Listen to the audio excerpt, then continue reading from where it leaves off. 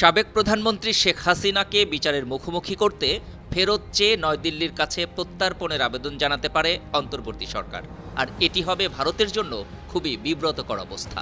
British বার্তা সংস্থা রয়টার্সকে দেওয়া সাক্ষাৎকারে এসব কথা বলেছেন পররাষ্ট্র মন্ত্রণালয়ের উপদেষ্টা এম তৌহিদ হোসেন। তবে শেখ হাসিনাকে ফেরত পাঠানোর বিষয়টিতে নয়াদিল্লি সায় নাও দিতে পারে, এমনটাই আভাস দিয়েছেন ভারতের পররাষ্ট্রমন্ত্রী। বৈষম্য বিরোধী ছাত্র আন্দোলনের গণঅভ্যুত্থানে পদত্যাগ করে দেশ ছেড়ে ভারতে আশ্রয় নেন শেখ হাসিনা। ডক্টর মোহাম্মদ ইউনূসের নেতৃত্বে গঠিত হয় অন্তর্বর্তী সরকার। এরপরই 2টি খুনের মামলা সহ শতাধিক মামলা হয়েছে শেখ হাসিনার নামে। দেশে ফিরলেই তাকে অনিবার্যভাবে বিচার প্রক্রিয়ার মুখোমুখি হতে হবে।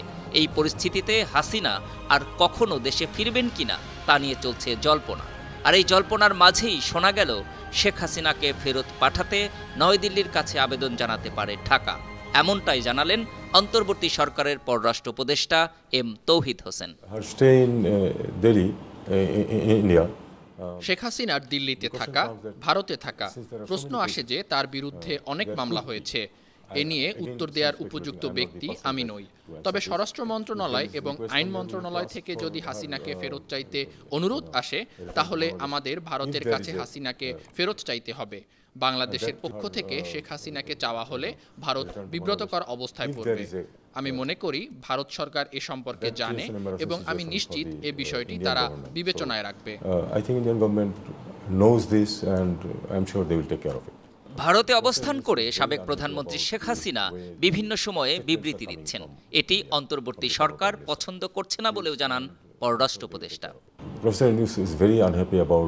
ভারত থেকে সাবেক প্রধানমন্ত্রীর কাছ থেকে যেভাবে বিবৃতি আসছে তাতে প্রফেসর ইউনূস খুবই অসন্তুষ্ট, বিরক্ত। তিনি এ বিষয়ে বেশ অসন্তুষ্ট এবং আমি এটা ভারতের হাইকমিশনারকে জানিয়েছি। আমি প্রেসকেও বলেছি যে আমরা এটা জানিয়েছি কারণ আমরা স্বচ্ছ সম্পর্কে বিশ্বাস করি। তাই আসলে যা কিছু আছে, কিছু না থাকলেও সেখানে কিছু গোপন বিষয় থাকতে পারে। অন্যথায় আমরা জিনিসগুলি প্রকাশ করতে চাই যেগুলো আমাদের কাছে আছে। আমি কেবল ভারতীয় হাইকমিশনারকে প্রধান উপদেষ্টার অসন্তোষের কথা বলেছি।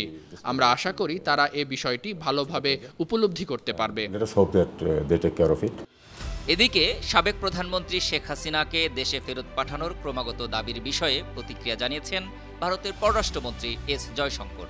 শনিবার এক অনুষ্ঠানে সাংবাদিকদের প্রশ্নের জবাবে ডক্টর এস জয়শঙ্কর বলেন, আপনি যেমন সংবাদপত্রের ব্যবসায় আছেন, যেখানে আপনাকে 24 ঘন্টায় ব্যস্ত থাকতে হয়, তেমনি আমিও কূটনীতির ব্যবসায় আছি। আপনি জানেন যে বাস্তবসম্মত কোনো কিছুর জন্য আমি অন্তত কয়েক মাস অপেক্ষা করতে প্রস্তুত। তাই আমি গত 10 বছর ধরে যে পরিস্থিতি বিরাজমান ছিল তার বিষয়ে কথা বলার জন্য তাড়াহুড়া করব না।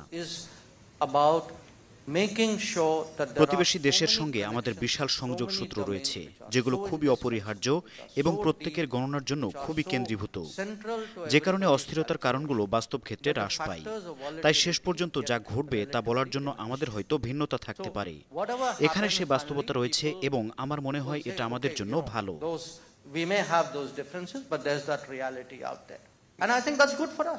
News desk, 52 TV.